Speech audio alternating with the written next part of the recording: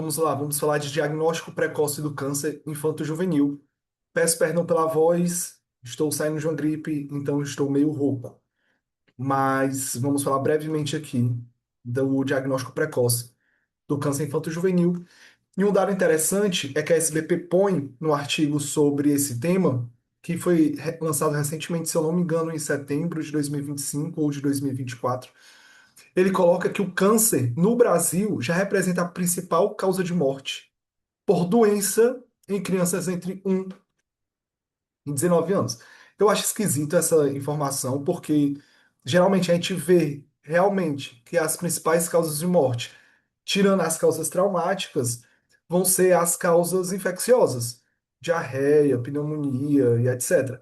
Mas lá nesse artigo do SBP sobre neoplasia, ele coloca que realmente o câncer já é a principal causa de morte por doença entre crianças. E geralmente essa neoplasia vai acontecer por alguma alteração do DNA. E essa alteração do DNA vai fazer com que haja uma manutenção dos genes oncogênicos ativos e uma desativação dos genes supressores de tumor. Então, se eu tenho um- uma supressão não funcionante e uma ativação funcionante, eu vou acabar por desenvolver a neoplasia. E diferentemente dos adultos, que adulto, muitas vezes, o estilo de vida influencia muito no desenvolvimento de neoplasias, como beber, fumar, uma dieta rica em gorduras, carboidrato, etc. Tudo isso pode influenciar no desenvolvimento de neoplasia, claro que com a questão genética também, mas o estilo de vida conta muito, diferentemente dos adultos. As crianças não têm essa influência tão grande no estilo de vida para desenvolver neoplasia. Então, na pediatria, o estilo de vida não desempenha um papel importante no desenvolvimento de câncer.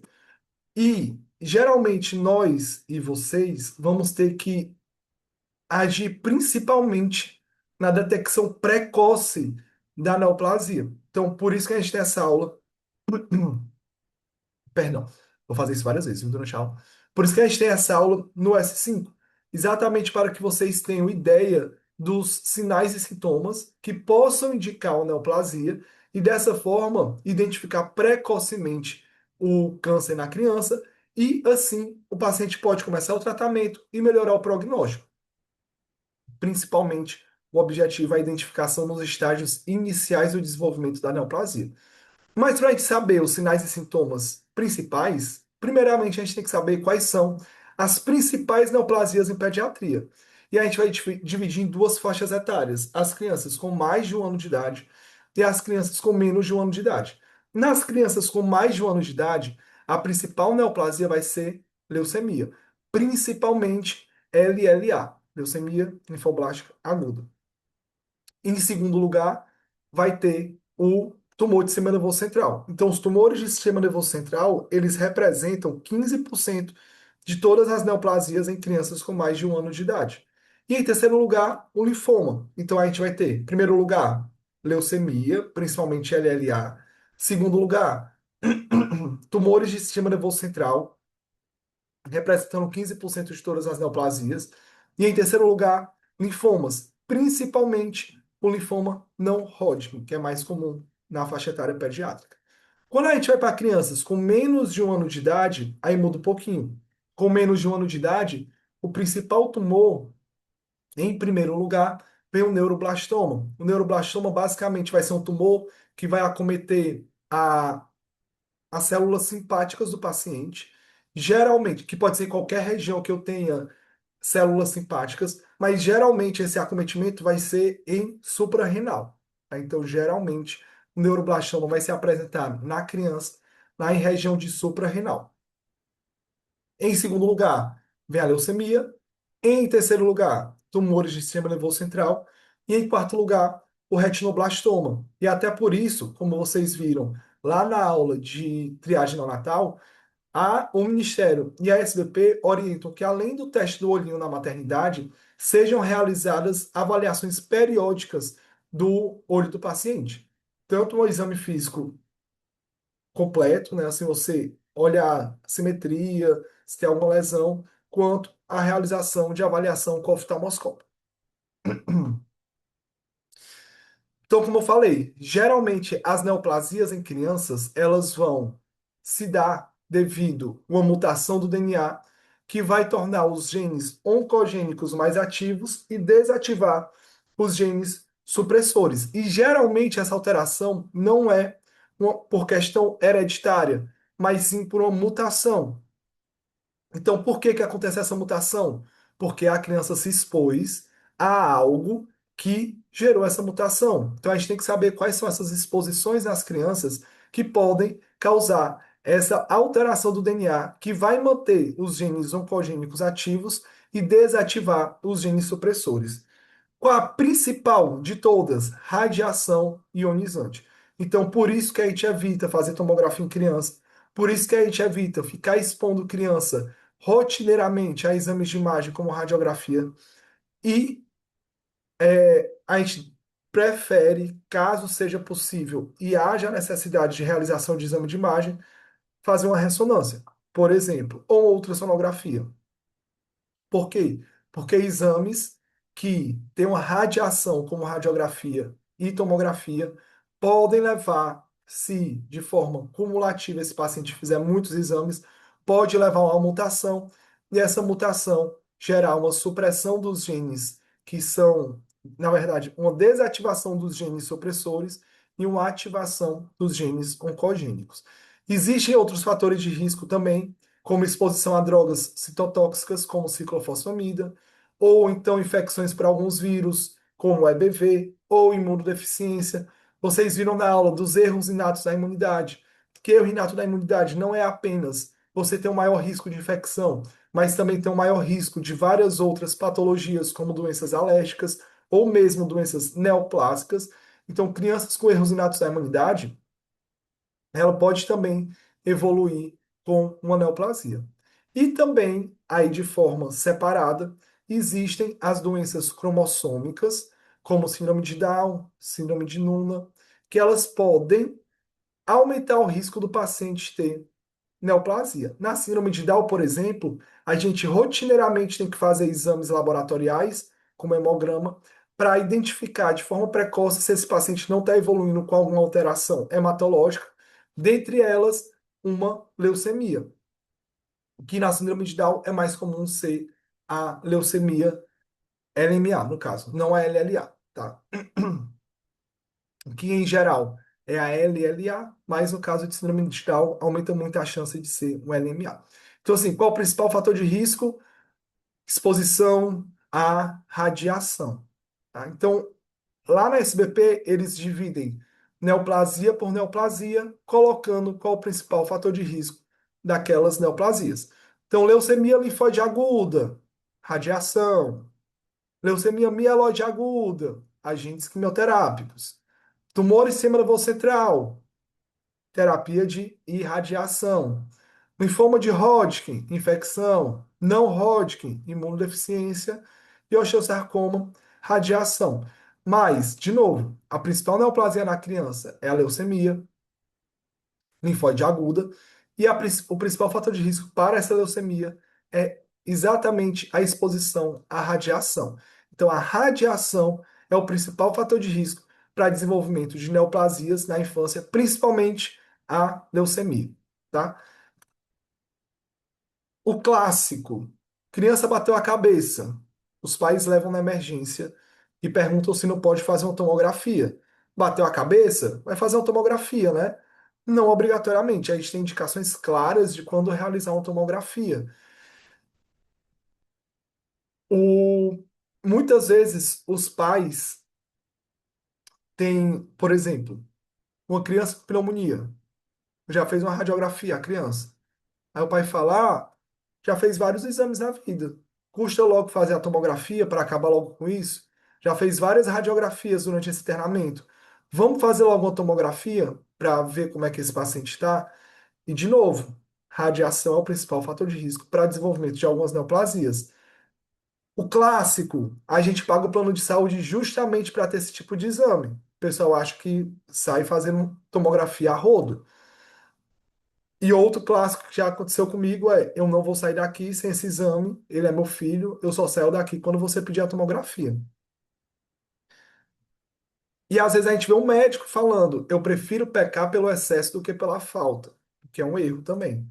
Então, dá um desespero, dá uma angústia, todas essas frases são frases que vocês vão ouvir com certa frequência, na verdade, com frequência bem elevada, principalmente quem for para a pediatria, mas nós devemos seguir os protocolos de acordo com cada patologia, quando essas patologias vão ter a necessidade de ter uma solicitação de tomografia. Não faz sentido a gente pedir para qualquer coisa. Bateu a cabeça, pede tomografia, tá com pneumonia, pede tomografia. Isso não faz sentido.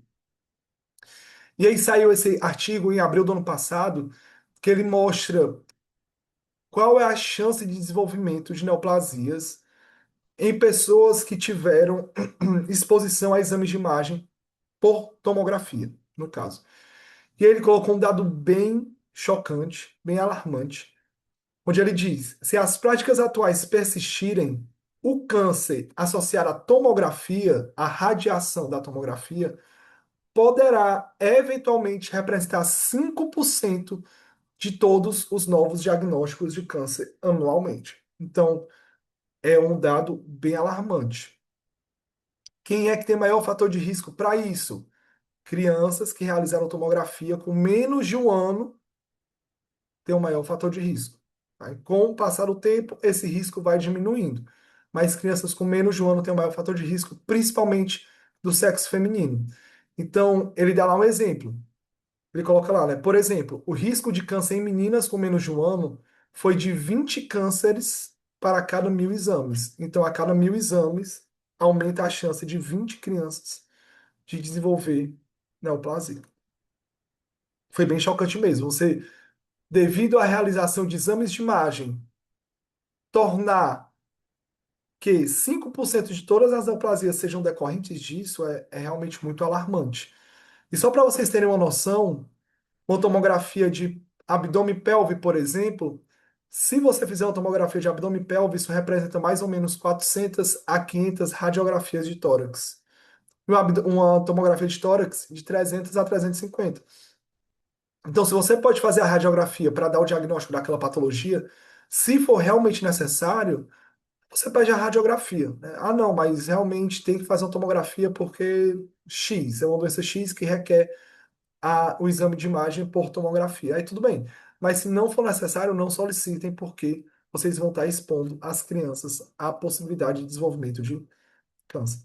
E qual é o problema do câncer na criança? Geralmente são sintomas muito inespecíficos, muitas vezes no caso. É uma criança com febre, não quer comer, tem uma perda ali de peso, mas não é uma perda muito bem estimada. Então, são sintomas meio inespecíficos. E nos primeiros sinais, a criança geralmente não se apresenta grávida. Às vezes a gente dá um diagnóstico de neoplasia e a criança está até ok. Você fica, vale, tem uma descorrelação entre o diagnóstico e como essa criança está se apresentando. Então a gente tem que saber os sinais de alerta para conseguir de forma precoce dar o diagnóstico de algumas patologias. Lá no artigo do SBP, ele bota, né, neoplasia por neoplasia, quais são os sinais de alerta? Sarcoma, leucemia, tumor de sistema nervoso central, linfoma, rabdomiossarcoma, vários, vários. Muitas neoplasias ele coloca quais são os sinais de alerta, que dá uma angústia, porque realmente eu acho que pega 2 páginas do artigo. Então a gente vai direcionar para as mais prevalentes. E quais são as mais prevalentes? Com mais de um ano de idade, leucemia, tumores de sistema nervoso central e linfoma. Então, quais são os sintomas que eu vou ver numa criança? Que eu vou pensar, vixe, talvez essa criança tenha leucemia. Perda de peso, clássico. Palidez, fadiga, sangramento e febre prolongada. Na leucemia, a gente diz que tem uma tríade, que geralmente é um quadro de sangramentos, um quadro de palidez e fadiga e um quadro de infecções recorrentes. Porque geralmente a leucemia ela vai dar uma pancitopenia ou uma bicitopenia com leucócitos muito elevados. Mas esses leucócitos vão estar não funcionais, eles não funcionam de forma adequada. Então, se eu tenho anemia, eu vou ter palidez e fadiga, que é a primeira parte dessa tríade de sintomas principais da leucemia. Se eu tenho plaquetopenia, eu vou ter os sangramentos, que é a segunda parte dessa tríade de sintomas da leucemia. E se eu tenho leucócitos disfuncionais, eu vou ter infecções recorrentes. Então, esse paciente vai evoluir com febre e quadros infecciosos de repetição. Então, essa é a tríade da leucemia que tem que chamar atenção. Outra coisa que chama muita atenção, linfonodomegalia. Então a gente tem que saber, apesar de vocês já verem isso lá no começo da faculdade, lá no começo do curso, a gente tem que saber quais são os sinais que chamam a atenção em relação aos linfonodos. Criança que tem infecção recorrente, claro que também pode ser um erro inato da imunidade, mas pode ser, se de forma mais aguda ali, em poucas semanas, pode ser uma leucemia e claramente o hepátite esplenomegalia. Mas lembrar principalmente que leucemia vai ter linfonodomegalia, claro, geralmente tem, e vai ter essa tríade de como se fosse uma síndrome anêmica, uma síndrome hemorrágica e questões infecciosas de repetição. E vão ter outros sinais também que a gente vai discutir já já. Tumor de sistema nervoso central, paciente que evoluiu com estrabismo. Ele não tinha estrabismo, diferente da minha pessoa, né? Eu sou levemente estrábico, mas já nasci assim. A criança não nasceu assim e começou a evoluir com estrabismo, aí é estranho. Você tem que investigar um tumor de sistema nervoso central. Uma criança que tem nistagmo também tem que ser investigado. Claro que existem várias causas de nistagmo, mas tem que pensar em neoplasia. E uma criança que tem cefaleia, não é qualquer cefaleia que vai levantar a hipótese de tumor de sistema nervoso central, mas a gente tem que saber as red flags, os sinais de alarme de cefaleias que fazem você pensar em tumor de sistema nervoso central numa criança. E por fim, o linfoma, que também vai ter perda de peso, febre prolongada, sudorese noturna, linfonodomegalias, que também é o principal do linfoma, e hepatosplenomegalia. Então, aqui, perda de peso, sudorese noturna e febre, pensando naqueles sintomas B do linfoma. Tá? Mas um dos principais achados na criança também vai ser linfonodomegalia. Então, quais seriam os sinais de alarme de uma cefaleia na criança que você pensaria? Olha, por esses achados, provavelmente essa cefaleia pode ser decorrente de uma neoplasia, de uma massa no sistema nervoso central. Uma cefaleia progressiva, cada vez pior, não passa. A criança começou com cefaleia leve e com o passar dos dias foi piorando, você tem que pensar no tumor. Qual é esse tempo? Não tem esse tempo bem descrito na literatura. Já conversei com um neurologista que fala que depois de uma semana com a criança tendo cefaleia diariamente, você tem que se atentar, mas não existe esse tempo descrito bem na literatura. Mudança de comportamento. Uma criança que está com cefaleia e começou a ter maior irritabilidade, chorar mais, ficar muito estressada, também tem que pensar em tumor de sistema nervoso central. Aumento do perímetro cefálico, pelo amor de Deus, né? Depois dos 2 anos de idade, não é para a criança estar crescendo muito. E mesmo antes de 2 anos, se crescer muito rápido, você tem que pensar no tumor de sistema nervoso central. A alteração neurológica, como alteração de marcha, um achado focal no exame físico, uma alteração de reflexos, você também tem que pensar em tumor de sistema nervoso central. Isso tudo é relacionado à cefaleia, tá? Então, tem um paciente com cefaleia e com alteração neurológica, tem que pensar. Tem um paciente com cefaleia e aumento do PC, também tem que pensar. O paciente com cefaleia e alteração de marcha também tem que pensar em tumor de sistema nervoso central. Ou então convulsionou, principalmente na ausência de febre ou na ausência de outra justificativa, como hipoglicemia, distúrbio hidroeletrolítico, tem que pensar em tumor, vômitos em jato, geralmente indicando aí uma hipertensão intracraniana, e alteração do nível de consciência, ou sonolência, ou rebaixamento. Todos esses sinais, se presentes no paciente com cefaleia, a gente tem que ter um alerta ligado e tem que pensar em uma neoplasia. Agora, pensando em neoplasias hematológicas, principalmente a leucemia, Em relação a achados laboratoriais, tem alguns que chamam a atenção. Pancitopenia, tem pancitopenia, perdão, tem pancitopenia, tem que pensar em neoplasia. Claro que existem vários outros diagnósticos.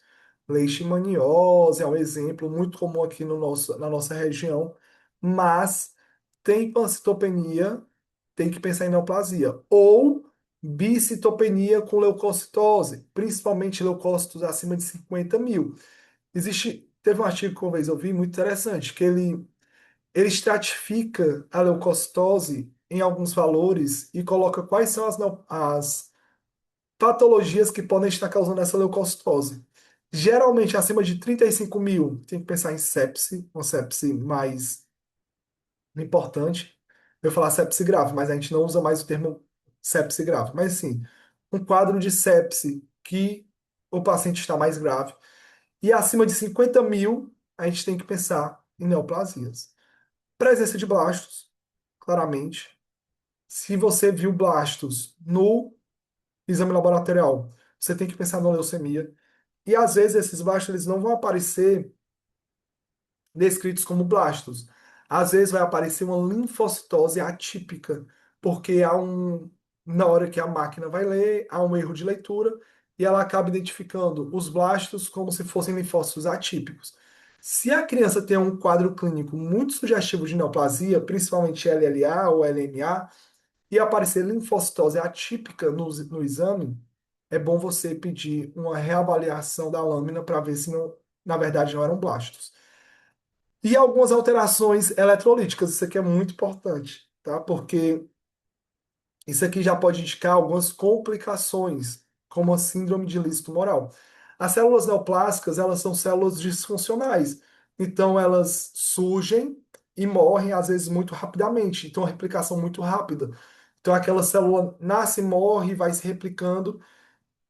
Quando há uma lise dessa célula tumoral, geralmente vai ter uma degradação de DNA e vai formar ácido úrico, por exemplo. Mas quando tem uma lise de uma célula, um dos eletrólitos ou os eletrólitos que são muito presentes intracelular são potássio e fósforo, tá? Então, se eu tenho uma lise dessa célula, essa célula vai liberar muito potássio, então eu vou ter uma hipercalemia. E vai liberar muito fósforo, então eu vou ter uma hiperfosfatemia. Quando eu tenho uma liberação de fósforo na corrente sanguínea, esse fósforo ele vai conseguir se juntar ao cálcio, formando fosfato de cálcio. E aí, se eu tenho o fósforo junto ao cálcio, esse cálcio vai estar menos livre na circulação do paciente. Então, eu vou ter uma hipocalcemia. Então, esses aqui são os achados de alterações eletrolíticas que podem estar presentes em algumas neoplasias, como neoplasias hematológicas. E é muito importante que vocês saibam que geralmente esse paciente vai ter uma hipercalemia, uma hiperfosfatemia e uma hipocalcemia. Isso pode indicar lise tumoral, ou seja, aquele tumor está sendo lisado. As células estão morrendo em uma alta velocidade e também se multiplicando em uma alta velocidade. Aí, novamente, se eu tenho uma lise da célula, eu vou ter degradação de DNA. E essa degradação de DNA, uma moto passando. E essa degradação de DNA vai fazer com que haja uma liberação de ácido úrico também na corrente do paciente. Então, a gente tem alguns exames para avaliar turnover celular, ou seja, as células que estão se multiplicando muito rapidamente. Quais são esses exames? São três: ácido úrico, fosfatase alcalina e LDH. Então, se um dia olharem para vocês e falarem, ó, solicite aí os exames de turnover celular, de avaliação de turnover celular. Alguns deles são ácido úrico, fosfatase alcalina e LDH. Tá? De síndrome de liso tumoral, as alterações eletrolíticas, hipercalemia, hiperfosfatemia e hipocalcemia, porque o fósforo se junta ao cálcio e reduz esse cálcio. Outro clássico, esse aqui na verdade eu acho que é a principal queixa assim que eu tenho que fazer um diagnóstico diferencial entre uma doença que é benigna e uma neoplasia, que é dor em membros, frequentemente. Os pais chegam no ambulatório falando: meu filho está com dor em membro, está com dor nas pernas, estou com medo de ser câncer, porque eu vi que. Aí sempre tem alguém na rua que teve dor na perna e era câncer. Sempre existe essa pessoa. Não é tão frequente a gente ver isso, mas sempre existe essa queixa. Então eles ficam muito preocupados de que, na verdade, é frequente neoplasias, principalmente neoplasias hematológicas, darem dor nas pernas. Mas não é tão frequente a gente ver neoplasias, sei lá, toda semana, principalmente toda semana causando dor na perna. Mas os pais sempre trazem essa queixa de preocupação de conheça alguém que tinha neoplasia e começou com dor na perna. Como é que vocês vão diferenciar se é uma doença benigna ou uma neoplasia? Então, os principais diagnósticos diferenciais de dor em membros inferiores, principalmente dor nas pernas, vão ser esses dois: dor do crescimento ou dor em membros, dor idiopática de membros inferiores, ou leucemia, tá? Um desses dois. Dor do crescimento, geralmente, esse paciente pode ter associação com outras dores. Um paciente que tem cefaleia, de forma ali um pouco frequente, tem dor abdominal, então ele tem quadros também mais que funcionais. Esse paciente tem outros tipos de dores. Geralmente acomete mais meninas, na idade de 3 a 10 anos, e aqui muita gente confunde que a gente pensa dor do crescimento vai ser um adolescente, ou um adolescente, porque está crescendo muito. Mas não, geralmente a idade mais acometida é entre 3 e 10 anos de idade, costuma ser em membro inferior, e um dos achados principais para diferenciar é se ele é bilateral. A dor do crescimento tende a ser bilateral, não tão intensa, que melhora com massagem, que melhora às vezes com a dipirona, muitas vezes nem precisa fazer um analgésico. Esse paciente não vai ter claudicação, não tem fraqueza, não tem nenhum outro sinal além da dor ou outras dores, como você fala aí do abdominal. Então esse paciente está bem, está crescendo bem, está comendo bem, está se desenvolvendo bem, tem a dor nas pernas, que geralmente acontece no final do dia, final da tarde, começo da noite. Então, geralmente a dor do crescimento se apresenta assim. É uma coisa interessante, é que muitas vezes a gente fala assim, interromper o sono tem que pensar em leucemia, ou neoplasia. Mas a dor do crescimento também pode interromper o sono, tá? Não é porque interrompeu o sono que obrigatoriamente você vai pensar na neoplasia, você tem que ver todos os outros fatores. Então, dor do crescimento, vale, meu Deus, olha a voz. Calma aí, vou beber uma aguinha. Ver se agora eu sobrevivo. Tá. Então, dor do crescimento ou dor idiopática de membros, geralmente vai ser em meninas entre 3 e 10 anos, em membros inferiores, bilateral, que passa com massagem, que passa com analgésico comum, geralmente no final do dia, começo da noite, e não tem outros achados no exame físico, nem nos exames laboratoriais, nem achados na história. E ela pode interromper o sono. Já a leucemia, a gente vai pensar, quando tiver aqueles sinais de alarme que eu falei previamente, linfonodomegalia, perda de peso, infecções recorrentes, um despertar noturno também chama atenção. Apesar de que a dor do crescimento pode ter despertar noturno, leucemia a gente tem que, quando a criança acorda várias vezes à noite por causa da dor, ou várias noites por causa da dor, isso chama atenção. Aí a criança tem perda de peso, linfonodomegalia, febre, sangramentos, fraqueza, claudicação, não melhora com analgésicos. Ou seja, ele tem aqueles sinais de alarme que eu falei previamente sobre a leucemia. Extremamente relevante fazer essa diferenciação entre dor do crescimento, que é normal, que é comum, que não vai trazer nenhum prejuízo, além da dor, né? Claro que isso prejudica de alguma forma, mas não vai trazer nenhum prejuízo funcional ou a longo prazo para essa criança e a leucemia. É extremamente relevante fazer essa diferenciação. Muito importante, linfonodos. Quando é que vocês vão palpar um linfonodo e falar, vixe, tá esquisito isso aqui? Principalmente crianças. Claro que vocês aprendem várias coisas lá nos primeiros semestres. A, como é que fala? Vai, meu Deus, deu um branco. Se é fibroelástico ou é endurecido, se tem sinais logísticos ou não. se ele é regular ou irregular, o tamanho. Então a gente tem que ver algumas coisas para dizer se esse linfonodo é estranho ou não, tá? Primeira coisa que a gente vai ver é o tamanho. Qual o tamanho naquela região que diria que o linfonodo está alterado? A depender da região, os tamanhos são diferentes. Então, se for cervical, acima de 1 centímetro é esquisito. Da mesma forma, axilar. Então, cervical e axilar, acima de 1 centímetro é esquisito.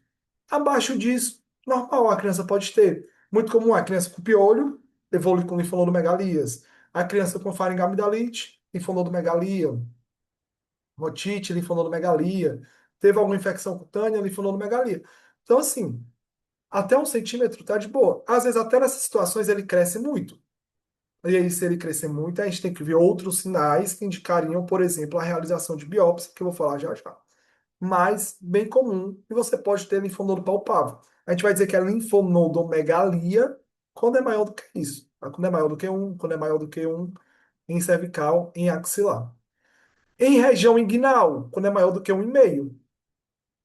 Então, quando é que eu vou dizer que é linfonodomegalia? Em região cervical e axilar, 1. Inguinal, 1,5. Poplíteo e epitrocleares, 0,5. Apesar de que geralmente a gente investiga quando tem linfonodomegalia em região epitroclear, apesar de que doenças infecciosas como mononucleose pode causar. E supraclavicular sempre é alterado. Tá? Então, quando é que eu vou dizer que é linfonodomegalia? Em região axilar, cervical e axilar, maior do que 1. Poplíteo e epitroclear, maior do que meio. Inguinal, maior do que 1,5. E supraclavicular sempre está alterado. E aí a gente vai dizer que é uma linfonodomegalia localizada, quando acomete a mesma região anatômica, e é generalizada quando ela acomete duas cadeias não contíguas ou mais de três cadeias que são contíguas. Então, se ele acomete, por exemplo, região epitroclear, cervical, poplítea, isso é uma linfonodomegalia generalizada. Beleza, eu falei, é uma criança, tem um piolho, tem uma infecção, tem uma otite, uma faringite, etc. É normal ela ter linfonodomegalia. É esperado que ela tenha essa linfonodomegalia. E quanto tempo a gente espera? Aí a gente tem que saber o que é uma linfonodomegalia aguda, subaguda ou crônica. Ela vai ser aguda quando ela dura até 2 semanas. Subaguda, entre 2 e 6 semanas. Crônica, o clássico do crônico na medicina, mais do que 6 semanas. E aí, quando é que eu vou dizer? Irmão, não está normal esse linfonodo. Se depois de 2 semanas ele continuar aumentando. Então, depois daquela fase aguda, ele continua aumentando. Então, mais do que 2 semanas ele continua aumentando. Estranho. Ou ele parou de aumentar até 2 semanas, mas ele não começou a regredir após 4 semanas. Tem um mês que está com linfonodo ali, ele não está diminuindo. Também esquisito. Se for epitroclear, supraclavicular, poplíteo e pré-auricular, costuma também chamar atenção. O tamanho, claramente, geralmente quando passa de 2 a 3 centímetros é esquisito. E aquelas características clássicas que vocês já conhecem. Se for endurecido, firme, aderido, irregular, tudo isso chamaria atenção para um linfonodo, para ele ser um linfonodo por uma causa de uma neoplasia, no caso. Se ele tiver sinais sistêmicos como sudorese noturna, perda de peso, febre e exames alterados, também chama atenção. Ok, então já sei o que é uma linfonodomegalia, dependendo da região. Cervical e axilar maior do que 1, inguinal maior do que 1,5, poplíteo e epitroclear maior do que meio, supraclavicular sempre estranho. É esperado que um linfonodo pare de crescer depois de 2 semanas e comece a regredir até 4 semanas. A gente não espera que ele passe de 2 a 3 centímetros. Não espera que ele seja endurecido, aderido, irregular. E também não espera que o paciente tenha na região pré-auricular, supraclavicular, epitroclear e hipoplíteo. Tudo isso chamaria atenção. Tá? Mas quando é que eu vou pedir oficialmente a biópsia? E aí, geralmente eu vou pedir a biópsia quando eu achar que aquele linfonodo é suspeito. Por exemplo, um linfonodo que continua aumentando depois de 2 semanas. Claro que tem que ver o contexto. Mas se ele continuar aumentando, estranho, talvez eu tenha que pedir a biópsia. Se ele não começou a regredir com 4 a 6 semanas, não é estranho não regredir até 4 semanas, começar a regredir, na verdade? Então eu também peço. Se tiver características de malignidade ou sintomas extra-linfonodais, como perda de peso, febre, sudorese, ou propriamente o linfonodo, como endurecido, aderido, irregular. Se ele for generalizado, associado a hepatosplenomegalia inexplicada, nesse caso eu também peço. Ou se eu tiver alterações de exames, como radiografia, hemograma e também um mielograma, por exemplo. E por fim, se ele for associado a uma clínica sugestiva ou está em uma localização indicativa de neoplasia, como na região supraclavicular. E a melhor forma de que eu faça a avaliação desse linfonodo é por uma extração, por uma excisão, você tem que fazer a retirada completa daquele linfonodo, é o padrão ouro. Não pode extrair só uma parte, não pode fazer só a aspiração. Você tem que fazer um procedimento excisional. Você tem que retirar aquele linfonodo por completo para avaliar. É alguns highlights aqui, tá? Algumas outras neoplasias. Clássico mais da prova do que da vida, é a diferenciação entre neuroblastoma, que é aquela neoplasia de acometimento das células simpáticas, que muitas vezes está em região de suprarrenal, em relação ao tumor de Wilms ou nefroblastoma. Então, o neuroblastoma, como eu disse, uma neoplasia do sistema nervoso simpático, que geralmente acomete suprarrenais e pode dar aumento de frequência cardíaca, PA, ansiedade, ecmose periorbitária. E na hora que você vai fazer o exame físico, como ele tem um acometimento ali na região abdominal, ele pode ultrapassar a linha média. Ele pode ultrapassar a linha média, diferentemente do nefroblastoma, que é o tumor de Wilms, que ele geralmente vai causar hematúria e uma massa abdominal que não ultrapassa a linha média. Então, em geral, as questões fazem essa diferenciação entre os sintomas, claramente, tumor de Wilms mais para hematúria, neuroblastoma mais para aumento de frequência cardíaca, ansiedade, e colocam essa questão de ultrapassar ou não a linha média. Isso aqui, lembrar da leucocoria, para pensar no retinoblastoma, avaliado pelo teste do olhinho, então a leucocoria, e alguns highlights sobre exames. Como é que eu dou o diagnóstico de leucemia em geral? Hemograma e mielograma. Tumor de sistema nervoso central. Se eu pensar no tumor de sistema nervoso central, eu vou pedir um TC ou ressonância. Se eu pensar no linfoma, vou pedir biópsia de linfonodo. Se eu pensar numa massa abdominal, como nefroblastoma ou neuroblastoma, vou pedir ultrassonografia ou tomografia e biópsia.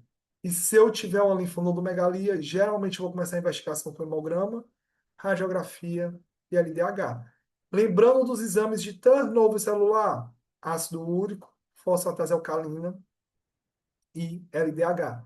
Lembrando dos exames de linse tumoral, em relação à questão eletrolítica, hipercalemia, hiperfosfatemia e hipocalcemia. Tratamento, geralmente vocês vão encaminhar esse paciente para uma equipe multiprofissional, claro, com oncologista, muitas vezes com cirurgião também. Você vai ter que fazer o diagnóstico adequado e estadiamento para iniciar o tratamento. E cuidado, pelo amor de Deus, quando vocês identificarem uma criança com artrite, pode ser leucemia, por exemplo, ou uma artrite neoplásica, não façam corticoide. Tá? Não façam corticoide para qualquer dor articular, porque isso pode acabar por selecionar as células neoplásicas. E eu tenho as formas de prevenção: vacina para HPV, vacina para hepatite B, rastreamento nas síndromes genéticas e, no caso de retinoblastoma, aconselhamento genético.